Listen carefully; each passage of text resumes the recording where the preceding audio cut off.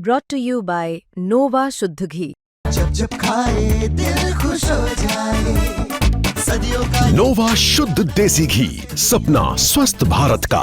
I love घी। चर्चा में आज बात करेंगे बिहार के सबसे चर्चित नेता की, लेकिन इसलिए क्योंकि उनकी चर्चा कर रहे हैं उत्तर प्रदेश के चर्चित बाहुबली नेता बृजभूषण शरण सिंह। जी हाँ, चर्चा में आज बात होगी प्रशांत किशोर की, जो स्वराज के संस्थापक, कभी चुनावी रणनीतिकार और अब खुद चुनावी मैदान में बिहार में जीत हासिल करने की कोशिश कर रहे हैं। क्यों चर्चा शुरू हुई?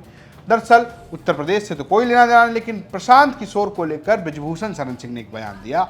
एक रैली के बाद गोंडा में जब वो बाहर निकले तो उन्होंने कहा कि प्रशांत किशोर ने डिस्टर्बेंस तो जरूर पैदा कर दी बिहार के चुनाव में। एक तरीके से बृजभूषण शरण सिंह प्रशांत किशोर के राजनीतिक कौशल का लोहा मानते नजर आए। हालांकि उन्होंने कहा कि अंत में चुनाव तो दो ध्रुवी हो जाता है, कोई इधर वोट करता है, कोई उधर वोट करता है, ऐसे में प्रशांत किशोर कोई काम नहीं करेंगे, लेकिन भैया डिस्टर्बेंस तो उन्होंने जरूर पैदा कर दी है। जरा आप बृजभूषण शरण सिंह को सुनिए। प्रशांत किशोर ने डिस्टर्ब तो किया है थोड़ा थोड़ा सा। अब यह है कि वोट में कन्वर्ट होता है कि नहीं कन्वर्ट होता है, ये मुझे नहीं लगता कि वोट में कन्वर्ट होगा, क्योंकि चुनाव अंत में जाकर के वही सिमट जाता है कि कौन जीत रहा है कौन हार रहा है।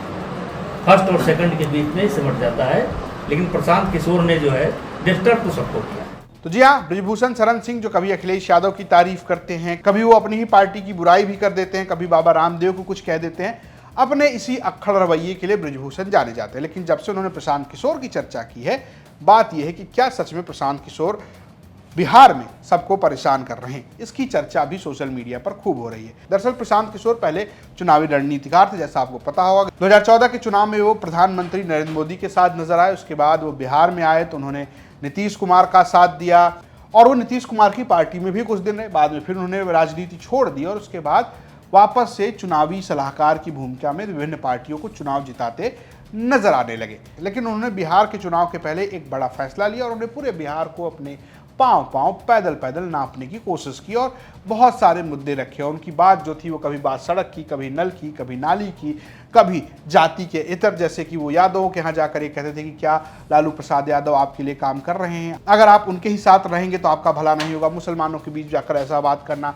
कथित सवर्ण जात से आने वाले वोटर्स को भी इसी तरीके के वादे करना। और प्रशांत किशोर ने एक किस्म से बिहार चुनाव के पहले एक तीसरा फ्रंट खोलने की जरूर कोशिश की और ये नजर भी आता रहा है। जैसा कि बृजभूषण शरण सिंह ने कहा कि एक माहौल तो पैदा हुआ, लेकिन जब ये माहौल पैदा हो रहा था और तब प्रशांत किशोर ये भी कह रहे थे कि वो आरजेडी कार्यकारी अध्यक्ष तेजस्वी यादव के खिलाफ भी चुनाव लड़ जाएंगी। बात राघोपुर की हो रही थी, लेकिन सब कुछ हुआ, कहा गया और अंत में प्रशांत किशोर पीछे हट गए। प्रशांत किशोर ने कहा कि पार्टी का फैसला है, मैं तो चुनाव ही नहीं लड़ूंगा।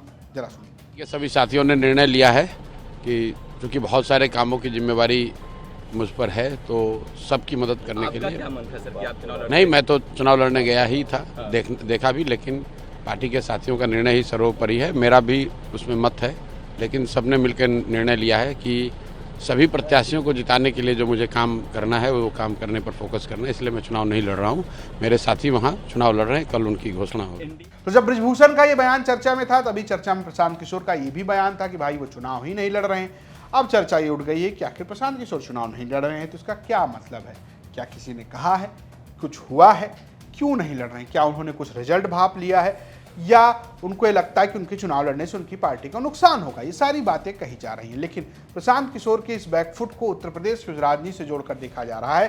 जब 2024 के चुनाव में एक युवा नेता आकाश आनंद बसपा को लेकर खूब प्रचार प्रसार कर रहे थे, बहुत मुखर थे और अचानक से वो पीछे हट गए। हालांकि उनके पीछे हटने के पीछे जो बड़ी वजह थी वो मायावती थी। मायावती ने उनको, जो उनकी बुआ हैं और उन पार्टी के अध्यक्ष थी, उन्होंने उनको वापस ले लिया और कहा कि ये अपरिपक्व हैं। प्रशांत किशोर ने और प्रशांत किशोर की पार्टी ने खुद वापस ले लिया कि वो चुनाव नहीं लड़ेंगे। अब इसका क्या असर होगा? क्या ये जो बात बृजभूषण कह रहे हैं कि हवा तो बन गई, डिस्टर्बेंस तो आ गया, लेकिन वोट नहीं मिलेगा, तो क्या ऐसा ही होने जा रहा है बिहार में कि हवा तो बन गई, डिस्टर्बेंस तो हो गया, लेकिन वोट नहीं मिलेगा? ये सारे सवाल जरूर खड़े होते नजर आ रहे हैं। हालांकि आपको बिहार चुनाव से एक और अपडेट दे दें, भैया बिहार चुनाव में एक और उत्तर प्रदेश की, दो और उत्तर प्रदेश की पार्टी पहुंच गई है। एक का नाम है आज़ाद समाज पार्टी, जिसके मुखिया हैं भीम आर्मी वाले मुखिया चंद्रशेखर आज़ाद। वो और उनके साथ पहुंच गए हैं स्वामी प्रसाद मौर्य, जो कभी बीजेपी सरकार में, कभी बसपा सरकार में और कभी समाजवादी पार्टी के साथ रहे वो जो है अब वो चंद्रशेखर आज़ाद, असदुद्दीन ओवैसी और उनके स्वामी प्रसाद मौर्य, ये सभी मिलकर जो है अब एक चुनाव लड़ते नजर आ रहे हैं। बिहार में ये गठबंधन 64 सीटों पर चुनाव लड़ेगा, जिसमें से 35 पर AIMIM लड़ेगी, 25 पर आज़ाद समाज पार्टी कांशीराम लड़ेगी और बाकी 4 पर स्वामी प्रसाद मौर्य की अपनी जनता पार्टी चुनाव लड़ेगी।